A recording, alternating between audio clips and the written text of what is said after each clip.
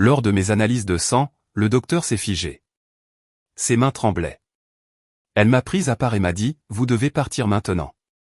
Ne lui dites rien. » J'ai demandé, « Que se passe-t-il » Elle a chuchoté, « Regardez. Vous allez comprendre dans une seconde. » Ce que j'ai vu sur l'écran a tout détruit. Les mains du docteur tremblaient. Je l'ai remarqué immédiatement. La façon dont ses doigts tremblaient pendant qu'elle faisait défiler mes résultats d'analyse sur l'écran. Elle m'a regardé, puis a regardé l'écran, puis m'a regardé à nouveau. Son visage était devenu pâle, et pendant un instant, j'ai cru qu'elle allait m'annoncer que j'avais un cancer. J'étais prête pour ça. Je me préparais à une mauvaise nouvelle depuis des mois. Ce à quoi je n'étais pas prête, c'était ce qui s'est réellement passé ensuite. Le docteur Walsh s'est levé brusquement et m'a demandé de la suivre, non pas dans la salle d'examen, mais dans son bureau privé. Elle a fermé la porte derrière nous, a tiré les stores et s'est tournée vers moi avec une expression que je n'oublierai jamais. C'était de la peur, un docteur, qui avait peur. Elle a parlé à peine plus fort qu'un murmure. « Vous devez quitter votre maison aujourd'hui » a-t-elle dit. « Ne le dites pas à votre mari. Ne changez rien à votre routine jusqu'à ce que vous soyez en sécurité. » Puis elle a tourné son écran d'ordinateur vers moi. Et ce que j'ai vu m'a fait bouillir le sang. Je m'appelle Aya Karn. J'ai 31 ans. Je travaille comme comptable principal dans une entreprise de taille moyenne à Portland, en Oregon. Je suis marié depuis 4 ans à un homme nommé Glenn Reeves, un représentant pharmaceutique. Et depuis 5 mois, j'avais l'impression de mourir lentement. Ça a commencé par de la fatigue. Pas une fatigue ordinaire, mais le genre d'épuisement qui vous fait oublier votre propre numéro de téléphone. Puis sont venues les nausées, constantes et légères, comme un mal de mer qui ne partait jamais. Mes cheveux ont commencé à tomber par touffes. J'en trouvais sur mon oreiller, dans le siphon de la douche, emmêlé dans ma brosse. Mes pensées sont devenues confuses, éparpillées. Je ne pouvais pas me concentrer au travail. Je ne me souvenais pas des conversations de la veille. J'avais 31 ans et j'avais l'impression d'en avoir 90. J'ai consulté 3 docteurs différents au cours de ces 5 mois. Chacun m'a dit quelque chose de différent. Le stress, l'anémie, un déséquilibre hormonal. L'un a suggéré que je travaillais trop. Un autre a laissé entendre que c'était de l'anxiété.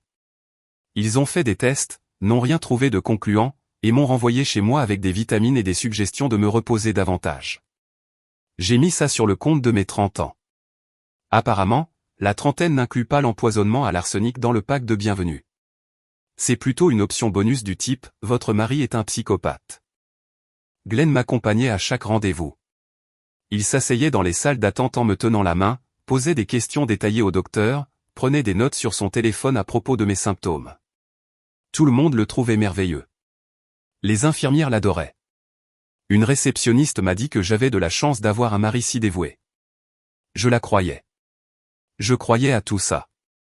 Mais maintenant, j'étais assise dans le bureau du docteur Walsh, fixant un écran qui montrait les résultats de mes analyses de sang, et tout ce en quoi je croyais s'effondrait. De l'arsenic. Des niveaux élevés d'arsenic dans mon sang, pas assez pour me tuer rapidement. C'était ça, la partie horrible. Les niveaux correspondaient à une exposition chronique à faible dose sur plusieurs mois. Quelqu'un n'essayait pas de m'assassiner en un seul acte spectaculaire. Quelqu'un me tuait lentement, prudemment, méthodiquement, faisant passer cela pour une maladie mystérieuse que les docteurs ne pouvaient pas expliquer. Le docteur Walsh m'a posé des questions de cette même voix feutrée. Qui prépare vos repas à la maison? Quelqu'un a-t-il un accès régulier à vos boissons? Y a-t-il quelqu'un qui pourrait vouloir vous faire du mal? Et puis ça m'a frappé de plein fouet, comme si le sol s'ouvrait sous mes pieds. Glenn me prépare un smoothie protéiné tous les matins. Il a commencé il y a 5 mois, exactement au moment où mes symptômes sont apparus. Il disait qu'il s'inquiétait pour ma nutrition, que je ne mangeais pas assez, que le smoothie me donnerait de l'énergie. Il avait un goût affreux, comme si on avait mixé des tontes de gazon avec de bonnes intentions. Je pensais que c'était simplement le goût des aliments sains. Je le buvais tous les jours parce que mon mari le préparait avec amour. Sauf que ce n'était pas de l'amour. C'était de l'arsenic. Le docteur Walsh a expliqué ce qu'elle soupçonnait. Glenn est un représentant pharmaceutique. Il comprend la chimie, les dosages, la façon dont le corps humain traite différentes substances. Il n'aurait pas besoin de chercher sur Google comment empoisonner quelqu'un. Il le savait déjà. Les doses dans mon système étaient soigneusement calculées, assez pour me rendre chroniquement malade, pas assez pour déclencher une alerte immédiate. Il voulait que ma mort paraisse naturelle. Une jeune épouse tragique qui dépérissait d'une maladie inconnue. Un mari au cœur brisé laissé derrière. J'ai repensé à tous ces rendez-vous chez le docteur. Glenn assis à côté de moi, me tenant la main, jouant la comédie de l'inquiétude pour chaque infirmière et médecin qui regardait. Il ne me soutenait pas dans la maladie. Il se créait un alibi, s'établissant comme le mari dévoué qui a tout essayé pour sauver sa femme. Le docteur Walsh m'a donné des instructions claires. Ne changez pas votre comportement. Ne lui faites pas savoir que vous soupçonnez quelque chose. N'arrêtez pas soudainement de boire les smoothies. Il le remarquera. Contactez la police immédiatement. Elle m'a donné son adresse électronique personnelle car elle craignait que Glenn ne surveille nos comptes partagés. Je suis sorti de cette clinique sur des jambes qui ne semblaient pas être les miennes. Mon téléphone a vibré dans mon sac à main. Un texto de Glenn. Comment s'est passé le rendez-vous, chérie? J'ai préparé ton dîner préféré. Des lasagnes. J'ai hâte de te voir. J'ai fixé ces mots pendant 1 minute entière. Cet homme que j'avais épousé il y a 4 ans. Cet homme avec qui j'avais construit une vie, partagé un lit, à qui j'avais tout confié. Il m'attendait à la maison en ce moment avec le dîner, avec un sourire, avec un autre smoothie prêt pour demain matin. Je devais rentrer à la maison. Je devais m'asseoir en face de lui à table et manger ses lasagnes. Je devais l'embrasser pour lui souhaiter une bonne nuit et le laisser me serrer dans ses bras. Je devais prétendre que tout était normal pendant que mon mari mettait fin à ma vie, lentement, délibérément, patiemment. J'ai répondu par texto, j'arrive. J'ai hâte de te voir aussi. Puis je suis monté dans ma voiture et j'ai crié jusqu'à en avoir la gorge à vif. Avant de continuer, veuillez vous abonner et me dire dans les commentaires d'où vous regardez et quelle heure il est chez vous. Je lis chaque commentaire et je vous apprécie plus que vous ne l'imaginez. Je suis entré par la porte d'entrée ce soir-là avec un sourire sur le visage et une envie de meurtre dans le cœur. Pas son meurtre, ma survie, mais je devais jouer le rôle de ma vie. Glenn était dans la cuisine quand je suis arrivé, remuant quelque chose sur la cuisinière. Il s'est retourné et m'a souri, ce sourire chaleureux et attentionné dont j'étais tombée amoureuse des années auparavant. Il m'a demandé des nouvelles de mon rendez-vous, sa voix pleine d'une douce sollicitude. Je lui ai dit que le docteur avait trouvé une légère anémie. Rien de grave, juste besoin de nouveaux compléments. Il a hoché la tête d'un air pensif et a dit qu'il ferait des recherches sur les meilleures marques pour moi. Toujours à prendre soin de moi, toujours si dévoué. J'avais envie de vomir. Au lieu de ça, je l'ai remercié et je suis allé me changer. Le problème du smoothie était mon premier défi. Je ne pouvais pas simplement arrêter de les boire. Glenn les préparait chaque matin et me regardait prendre les premières gorgées avant de partir au travail. Si je refusais soudainement, il saurait que quelque chose avait changé. Alors, j'ai inventé une histoire. Je lui ai dit que mon nouveau médicament ne pouvait pas être pris avec des protéines, que je devais attendre au moins 2 heures après avoir mangé. Il y a cru complètement. Maintenant, il laisse le smoothie dans le réfrigérateur pour que je le boive plus tard, et quand il part au travail, la majeure partie finit dans l'évier. Je continue cependant à en boire de petites quantités, juste assez pour que mes symptômes s'améliorent lentement plutôt que soudainement. Je dis à Glenn que les nouveaux compléments aident un peu. Il semble satisfait de mes progrès, ce qui est terrifiant quand on y pense. Il avait prévu une détérioration lente, donc une amélioration lente ne l'alarme pas. Il est patient. Il pense qu'il a le temps. Pendant ce temps, je suis devenue une actrice dans ma propre maison. J'utilise un minimum de maquillage pour paraître pâle et fatiguée. Je me plains de fatigue même quand je me sens plus forte. Je fais des siestes quand Glenn est à la maison, allongé éveillé dans mon lit, faisant semblant de dormir pendant que mon esprit passe en revue tout ce que je dois faire. Il m'apporte du thé, gonfle mes oreillers et me dit de me reposer. Cet homme mérite un Oscar ou une cellule de prison. Il était sur le point d'obtenir l'un des deux. Au fil des jours, j'ai commencé à reconstituer depuis combien de temps cela était planifié.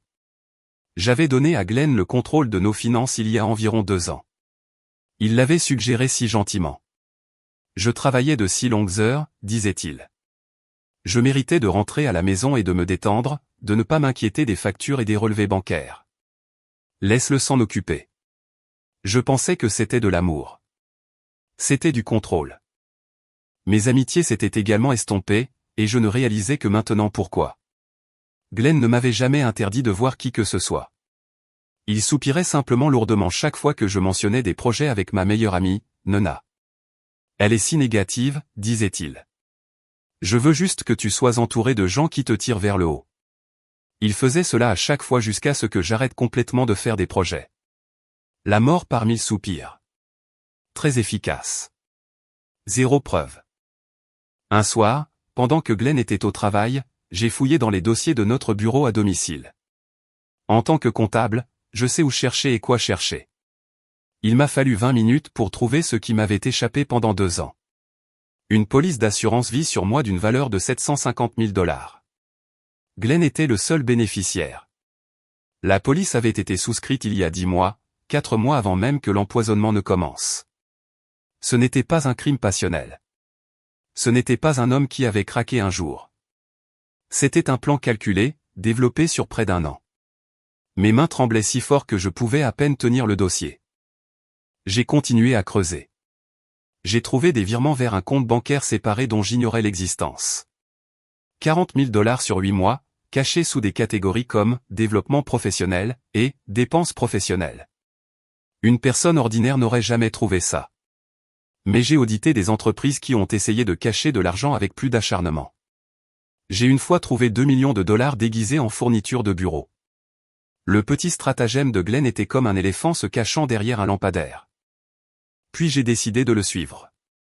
Il m'a dit qu'il rencontrait un client pour dîner un soir. Quelque chose dans sa voix sonnait faux. Une légère impatience qu'il ne pouvait pas tout à fait cacher. J'ai attendu 10 minutes après son départ, puis je suis monté dans ma voiture et j'ai suivi son itinéraire en centre-ville. Il est allé dans un restaurant où je n'étais jamais allé. À travers la fenêtre, je l'ai vu rencontrer une femme. Elle était plus jeune que moi, peut-être dans la fin de la vingtaine, avec des cheveux foncés et des bijoux coûteux que je n'avais jamais vu Glenn acheter. Ils étaient clairement intimes. Elle lui touchait constamment le bras. Il se penchait près d'elle pour lui murmurer des choses qui la faisaient sourire. Ce n'était pas un rendez-vous client, mais quelque chose m'a semblé étrange. La femme, j'apprendrai plus tard qu'elle s'appelait Simone Alford, n'avait pas l'air heureuse. Même quand elle souriait, il y avait de la tension dans ses épaules.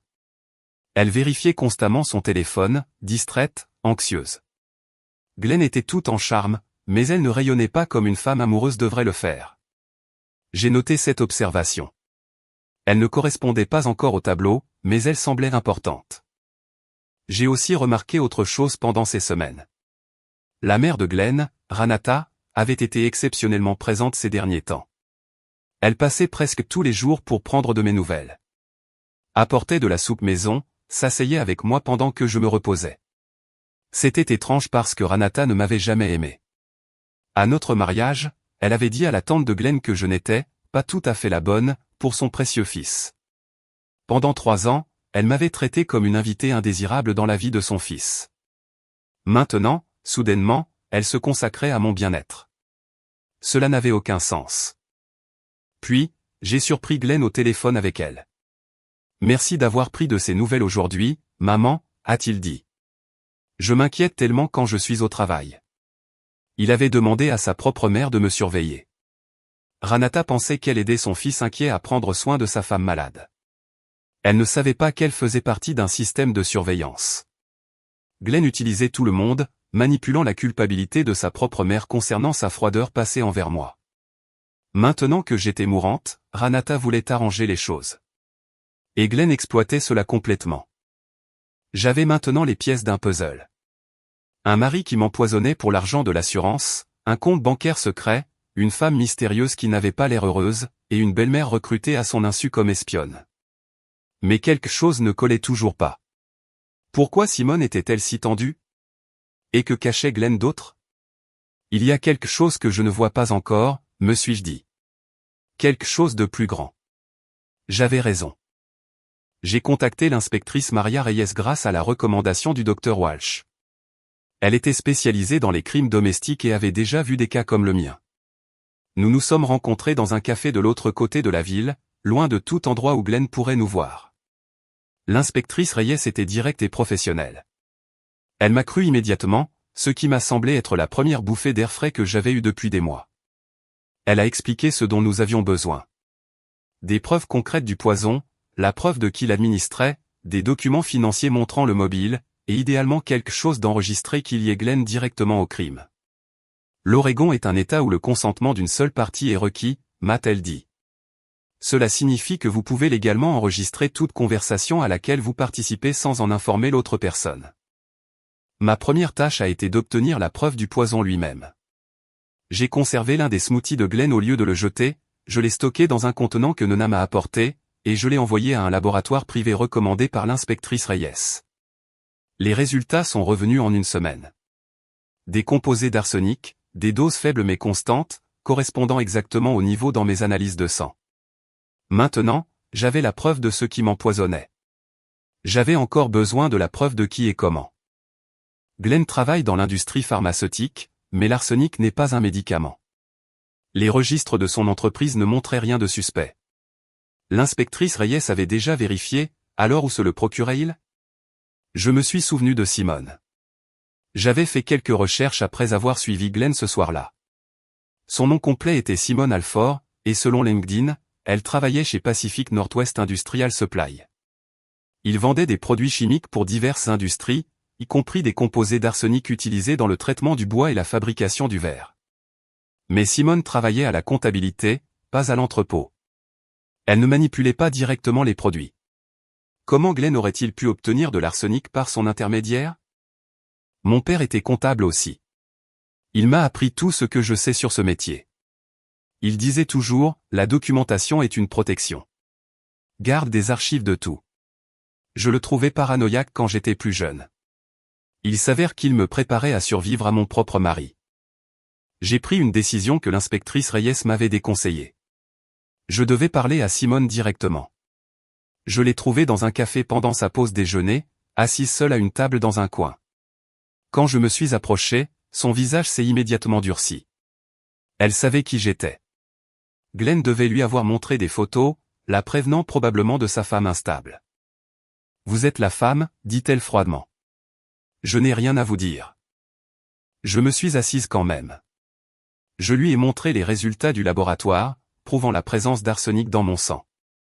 Elle a ricané. « Glenn a dit que vous essaieriez de me monter contre lui. Il a dit que vous étiez manipulatrice, instable. » Je lui ai montré la police d'assurance vie. 750 000 $ sur ma vie. Glenn comme seul bénéficiaire. Elle a hésité un instant, puis s'est reprise. Il est juste responsable, il planifie l'avenir. Il vous aime. Il parle tout le temps de son inquiétude pour vous. Elle avait été coachée. Glenn l'avait préparé à ce scénario exact. Lui avait dit que je pourrais l'approcher avec des mensonges.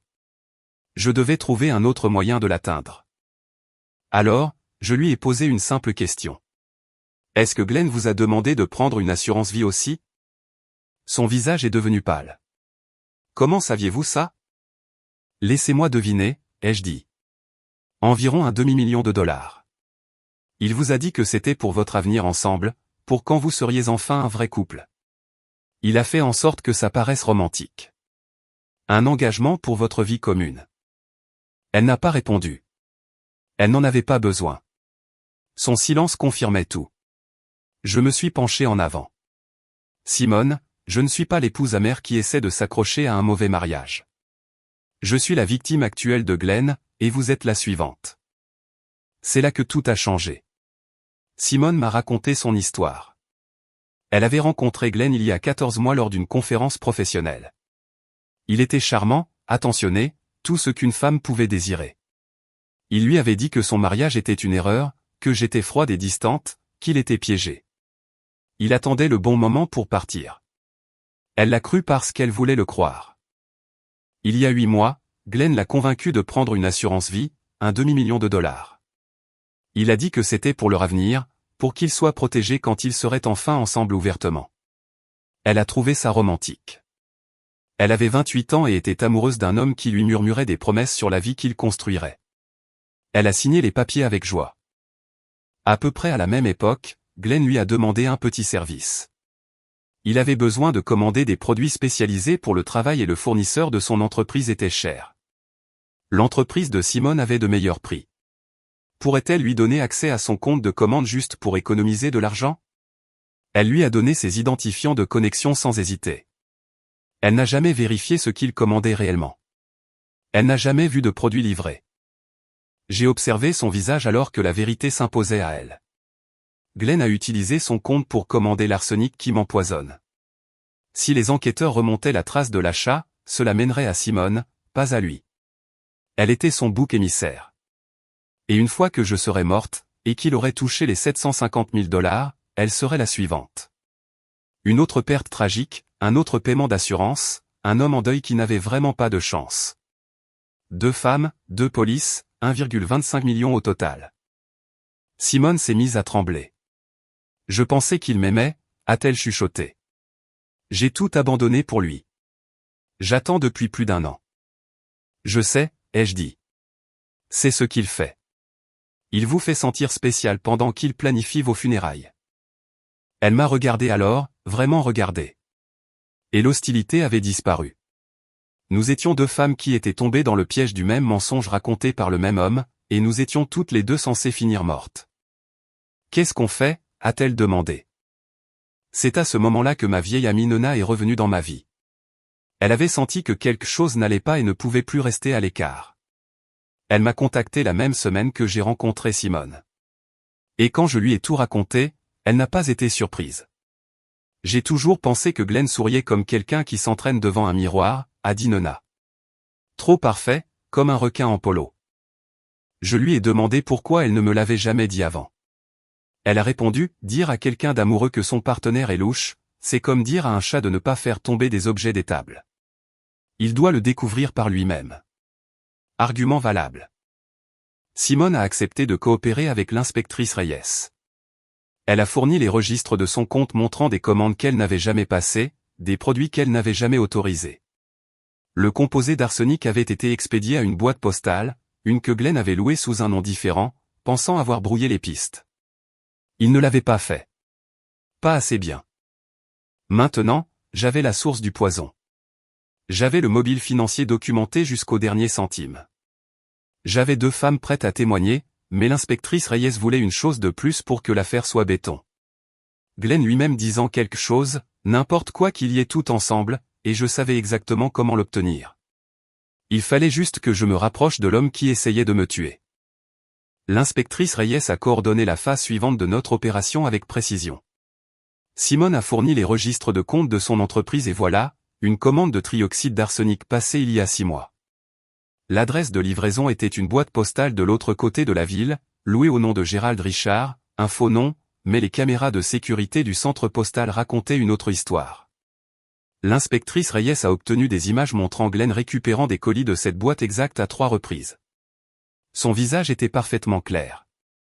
Il pensait avoir été si prudent. Il ne l'avait pas été assez. Simone est devenue notre source interne. Elle a continué à voir Glenn comme si de rien n'était. Le rencontrant pour des dîners, écoutant ses mensonges sur leur avenir commun. La différence maintenant, c'est qu'elle enregistrait tout. La loi de l'Oregon sur le consentement d'une seule partie signifiait que chaque mot que Glenn lui disait était recevable au tribunal. Les enregistrements étaient glaçants dans leur normalité. Glenn parlait de leur avenir. Après que ma situation se sera résolue d'elle-même, il a mentionné l'argent qu'ils mettaient de côté, comment ils auraient de quoi tout recommencer. Une fois que la santé d'Aya se dégradera davantage, lui a-t-il dit un soir, nous pourrons enfin arrêter de nous cacher. C'est tragique, vraiment. Mais elle ne souffrira plus très longtemps. Il avait l'air attentionné, même en discutant de ma mort. Comme un homme décrivant un événement triste mais inévitable. Quelque chose hors de son contrôle, la météo, une catastrophe naturelle, pas quelque chose qu'il causait activement avec chaque smoothie qu'il préparait. Pendant ce temps, à la maison, je livrais la performance de ma vie. J'avais l'air plus malade que je ne l'étais, je bougeais plus lentement que nécessaire, je souriais faiblement à l'attention constante de Glenn. Merci de prendre soin de moi, lui ai-je dit un soir. Je ne sais pas ce que je ferais sans toi. Les mots avaient le goût du poison qu'il me donnait, mais je les ai prononcés quand même, et il m'a embrassé le front et m'a dit de me reposer. La partie la plus difficile était Ranata. La mère de Glenn a continué ses visites quotidiennes, apportant soupe et inquiétude à parts égales. Elle s'asseyait avec moi pendant que je faisais semblant de dormir, me tenant parfois la main. Je pouvais sentir sa culpabilité pour les années qu'elle avait passées à me traiter froidement. Elle essayait de se racheter avant qu'il ne soit trop tard. Elle ne savait pas qu'il n'y avait rien à se faire pardonner. Sa froideur n'avait pas été le problème. Son fils était le problème, et elle n'en avait aucune idée. Je voulais le lui dire. Une partie de moi sentait qu'elle méritait de savoir qui était vraiment son fils. Mais l'inspectrice Reyes m'a mise en garde. Renata aimait Glenn inconditionnellement, comme le font les mères. Si elle connaissait la vérité, elle pourrait le confronter, l'avertir, lui donner le temps de détruire des preuves, ou de disparaître. Je devais la laisser continuer à croire au mensonge un peu plus longtemps. Si cette histoire vous tient en haleine, veuillez prendre une seconde pour cliquer sur le bouton j'aime. Votre soutien compte plus que vous ne le savez. Maintenant, terminons ceci. L'inspectrice Reyes voulait une dernière preuve, quelque chose venant directement de Glenn, pas par l'intermédiaire de Simone. Elle m'a demandé si j'étais prête à porter un micro et à avoir une conversation spécifique avec mon mari. Le but n'était pas d'obtenir des aveux. Glenn était trop intelligent pour ça. Le but était d'établir sa connaissance de la police d'assurance et son aisance à discuter de ma mort potentielle. Combiné avec tout le reste, cela compléterait le tableau. J'ai accepté immédiatement. Nona est venue le matin où je devais le faire. Elle m'a aidé à positionner le dispositif d'enregistrement, une petite chose à peine visible, et m'a aidé à rester calme. J'ai vu assez de séries policières pour savoir qu'il ne faut pas se gratter nerveusement ou ajuster quoi que ce soit de suspect. Agir naturellement. Ne pas penser à l'enregistreur. J'ai décidé de penser aux déclarations de revenus à la place. Très apaisant. Ce soir-là, Glenn est rentré à la maison pour me trouver particulièrement faible. J'avais fait des merveilles avec le maquillage pâle et la posture fatiguée. Je lui ai dit que j'avais pensé à l'avenir, à ce qui se passerait si ma santé ne s'améliorait pas. Glenn, ai-je dit, si quelque chose m'arrive, je veux m'assurer que tu seras pris en charge. Son visage a pris une expression de parfaite sollicitude. Ne parle pas comme ça, chérie. Tu vas guérir. Mais juste au cas où, ai-je insisté. L'assurance vie, nos économies, je veux que tu aies tout. Je veux savoir que tu iras bien. Il a pris ma main, l'a serrée doucement. Ne pensons pas à des choses aussi sombres, a-t-il dit. Mais j'ai remarqué qu'il n'a pas refusé. Il n'a pas dit qu'il ne supporterait pas d'envisager un monde sans moi. Il a simplement dévié et attendu. J'ai mentionné spécifiquement la police d'assurance. Je suis contente que nous ayons cette protection, ai-je dit. 750 000 $. C'est assez pour que tu recommences. Que tu te construises une nouvelle vie. Il a hoché la tête lentement. Je m'occuperai de tout, a-t-il dit. Comme toujours. Pas un aveu, mais pas un déni non plus. Un homme n'ayant rien à cacher aurait insisté sur le fait que sa femme allait survivre. Glenn a simplement accepté la prémisse de ma mort comme si elle était déjà décidée. Plus tard dans la nuit, alors que je faisais semblant de dormir, Glenn a passé un appel téléphonique dans le couloir. Il pensait que je ne pouvais pas entendre. Il ne savait pas que le micro enregistrait toujours. Il a appelé Simone. Son état s'aggrave, a-t-il dit, sa voix basse et impatiente. Probablement encore quelques semaines au maximum. Ensuite, nous serons enfin libres. Il semblait soulagé. Heureux, même excité par ma mort, comme quelqu'un pourrait être excité par des vacances à venir. C'est à ce moment-là que quelque chose s'est brisé en moi. Pas en morceaux, mais en clarté. Une clarté froide, dure, inébranlable. Cet homme ne m'avait jamais aimé. J'avais été une cible depuis le début, un moyen pour arriver à ses fins. Le mariage, les vœux, les 4 années de ce que je pensais être un mariage. Tout cela n'était qu'une préparation pour un jour de paix. L'inspectrice Reyes m'a appelé le lendemain matin. Le mandat d'arrêt était signé. Glenn Reeves serait placé en garde à vue le jour suivant. 8 semaines d'enquête, 14 mois de sa manipulation. 4 ans d'un mariage qui n'avait jamais été réel. Encore une nuit. Je devais juste survivre. Encore une nuit. Encore un dîner. Encore un smoothie que je ne boirais pas. Encore un baiser d'un homme qui comptait les jours jusqu'à ma mort. J'y suis arrivé, à peine.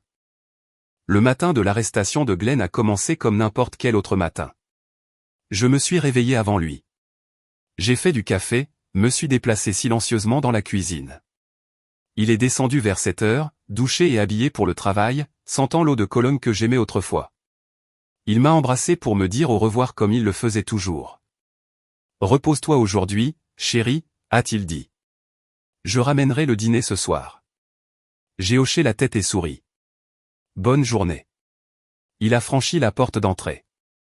20 minutes plus tard, il est revenu, escorté par l'inspectrice Reyes et 2 officiers en uniforme. Il n'y a pas eu de scène dramatique, pas de cris, pas de lutte, pas d'humiliation publique. Juste 3 agents des forces de l'ordre à ma porte avec un badge et un mandat, et le visage de mon mari passant de la confusion, au calcul, puis à quelque chose de froid et de vide. Glenn Reeves, a dit l'inspectrice Reyes, vous êtes en état d'arrestation pour tentative de meurtre au premier degré et fraude à l'assurance. Vous avez le droit de garder le silence. Glenn m'a regardé. J'étais dans l'embrasure de la porte de la cuisine, tenant toujours ma tasse de café. Pour la première fois en 4 ans, j'ai vu son vrai visage. Pas de chaleur, pas d'amour, pas d'inquiétude. Juste un étranger faisant des calculs dans sa tête, essayant de comprendre où son plan avait mal tourné. C'est une erreur, a-t-il dit calmement.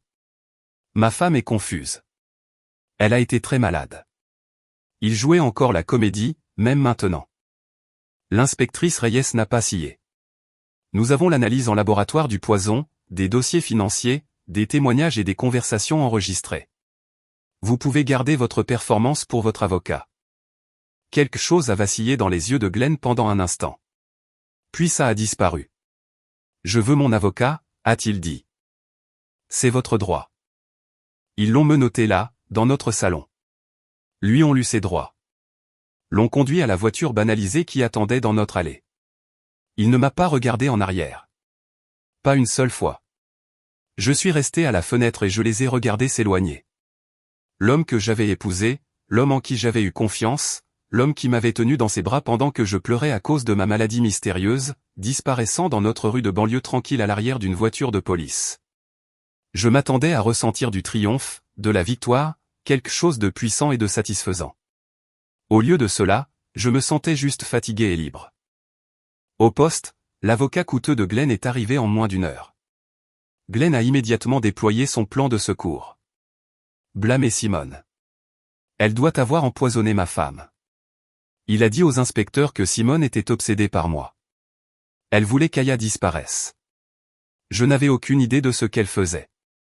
C'était un coup intelligent. Simone avait accès aux produits chimiques. Simone avait un mobile. Elle voulait Glenn pour elle seule. Si Glenn n'avait pas été si confiant dans sa propre intelligence, cela aurait pu marcher. Mais il ne savait pas que Simone coopérait avec la police depuis 3 semaines.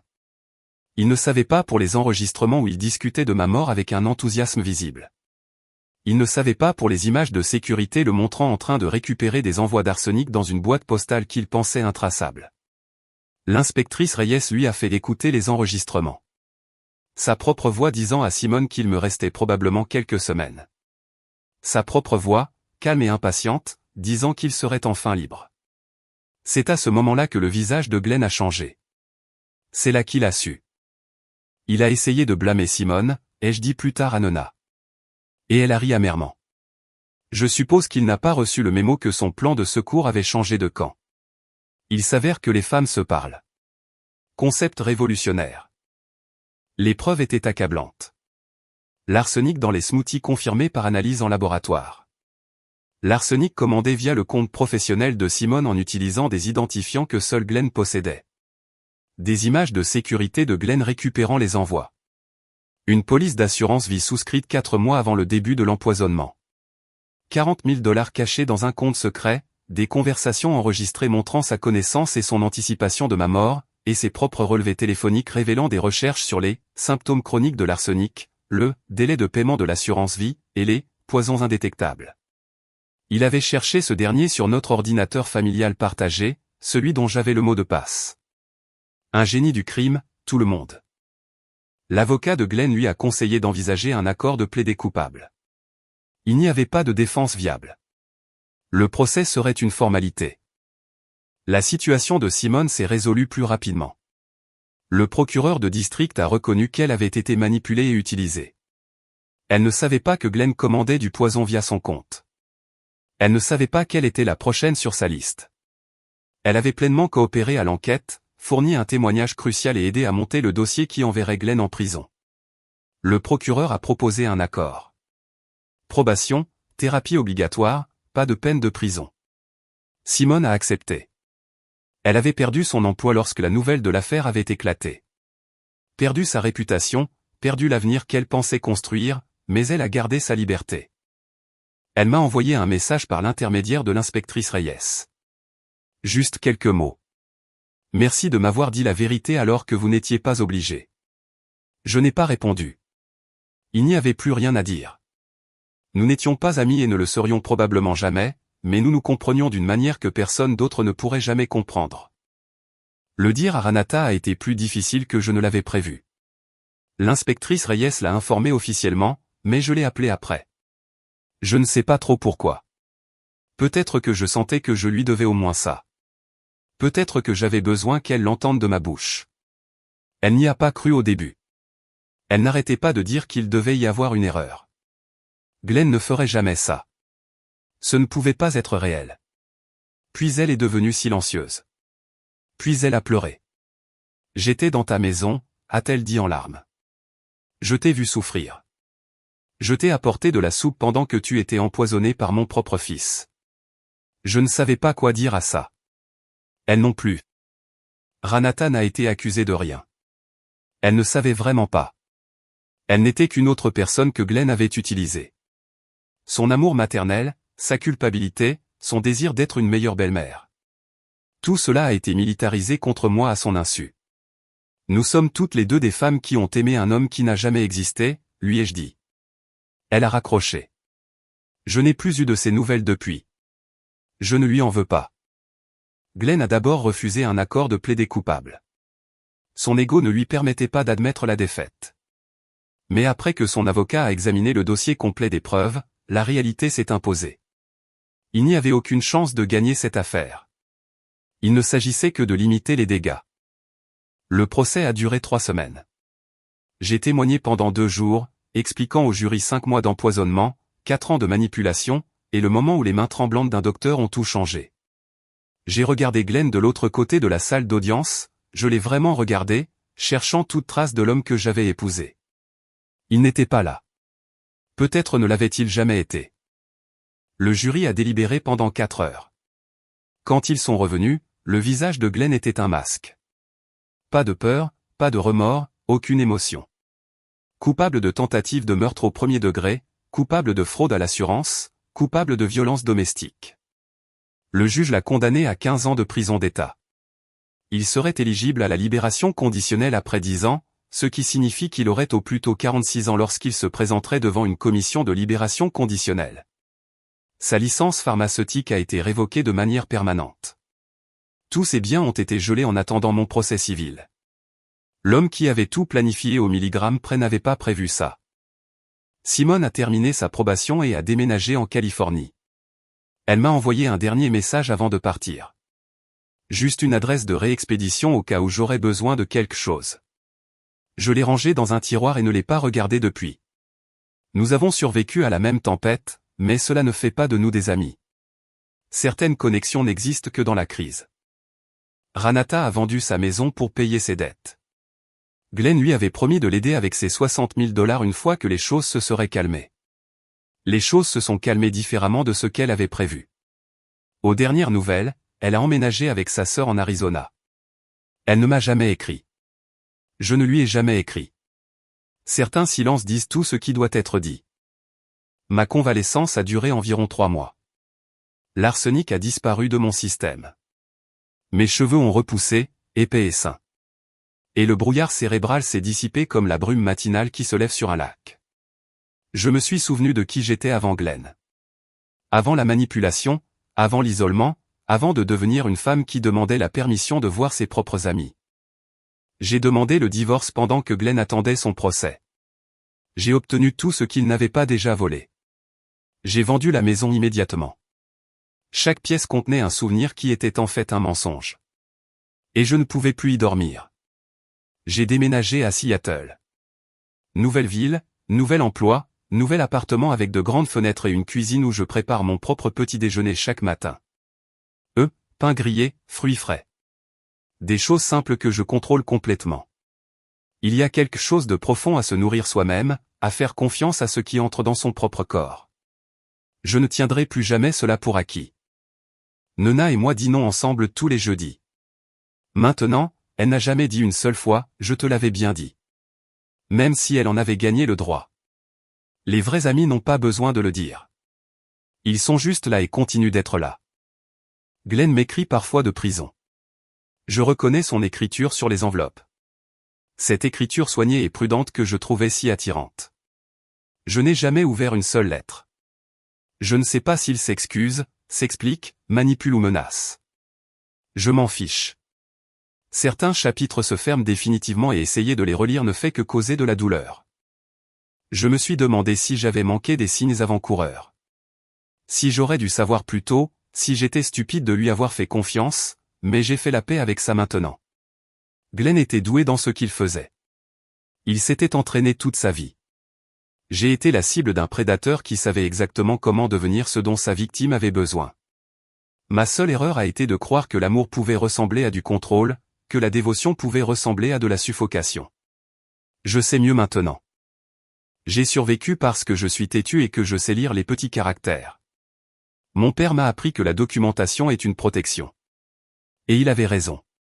Parfois, la personne la plus dangereuse de votre vie partage votre lit. Mais parfois, la personne la plus forte dans la pièce est celle que tout le monde a sous-estimée. Glenn m'a sous-estimé. C'était sa véritable erreur. Ces jours-ci, je me lève tôt et je bois mon café près de la fenêtre, regardant Seattle s'éveiller en bas. Je vais au travail et je rentre dans un appartement vide qui semble plein de possibilités au lieu d'être vide d'amour. J'appelle Nona quand je me sens seul. Je vois un thérapeute 2 fois par mois. J'apprends à me faire confiance à nouveau. La semaine dernière, quelqu'un m'a demandé si je me remarierais un jour. Je leur ai dit que je ne savais pas. Peut-être un jour, peut-être pas. L'avenir est maintenant ouvert d'une manière qu'il ne l'a pas été depuis mes 25 ans. Et je ne suis pas pressé de le remplir avec autre chose que la paix. La personne la plus dangereuse dans la pièce est souvent celle qui sait lire les petits caractères. Souvenez-vous de ça. Merci beaucoup d'avoir regardé. D'autres de mes histoires les plus captivantes sont déjà sur votre écran. Cliquez sur l'une d'elles maintenant et ne manquez pas le meilleur. Vous allez adorer. À bientôt dans la prochaine histoire.